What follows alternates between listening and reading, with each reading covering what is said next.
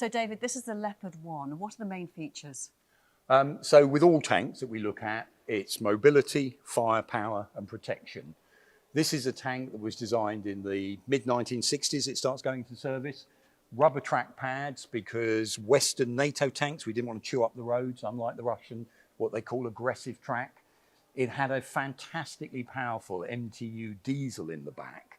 And why was that important at the time? Because the Germans, their theory after the Second World War is, let's make our tanks so quick on the battlefield that the idea is, with any luck, the enemy won't be able to train their guns on them to knock them out.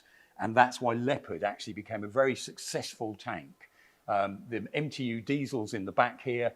Diesel also as a fuel type is good in the sense it's harder to set on fire. So if you are hitting a Leopard, you've got more chance, more time to get out and rescue yourself, as it were, from the battlefield. Leopards were made in quite large quantity, the Leopard 1. And it supplied lots of other NATO countries. It went around the world. Canada used them, a number of other countries. So that's good as well for the Ukrainians because it means there's a stock of those tanks available and spare parts to go with them. And of course, with all tanks, it's a firepower that's really perhaps the most important thing. And you can see here, this gun is what they call the L7 105mm gun. Size at the end of the barrel, 10.5 centimetres. The size of the hull, so 105mm, and that at its time was the best anti-tank gun in the world, and it remained so. It was on the first models of the Abrams tank. So even though Leopard 2 has a 120mm gun and has much more modern protection systems on it, actually this in combat is still a powerful weapon. So you can understand why the Ukrainians will be saying, look, reliability great, it's got good firepower, maybe not brilliant armor protection, but Leopard 1 will still be something that they'll be after and that they can use very effectively. Easy to use. It's a reliable tank and it's relatively easy to learn how to use it. It's of the same generation as some of those earlier T-64s, T-72s that already the Ukrainian army is used to. And David, this is the T-72. What are its main features? So this is almost what you might call a typical Soviet-era tank that now the modern Russian army is using. You can see just generally as you step back that low profile.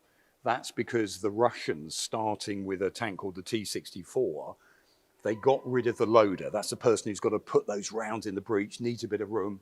They ended up putting a carousel system, an auto loader in there, which meant that the tank could be lower. And if you're lower in profile, you're harder to see and hit. It's got a 125mm smoothbore gun. So again, it's a sizable gun. The problem that the Russians have been finding is if this tank is penetrated, whether we see by top attack, end-law weapons, other ways of firing at it, because of that auto-loader system, that tends to be it just hasn't got enough protection. So if you are penetrated, that will detonate the propellant that actually is firing those rounds out the end. Hence, we've been seeing these pretty appalling pictures of turrets blowing off all over the place. As you look at the vehicle, it's got what they call aggressive track on it. They don't bother with rubber track. They put the armor protection is really on the front. That dates back to the Cold War days where we knew what direction the enemy was always coming from. If you look in modern parlance now, one of the things they've been trying to do is put more protection on the top of the tanks, the rear of the tanks and the sides. And you'll see these things that they've been building over the top. They're calling them coke cages, trying to detonate rounds coming from above before they hit the main hull. But as far as we've seen, they're not really doing much more in the way of protection than the original armor was doing. So there's a lot of these tanks still out there. Probably any two of them aren't the same because over time, upgrades have happened with the Russian military. Again, there's a number of these being captured by the Ukrainians. They're using them.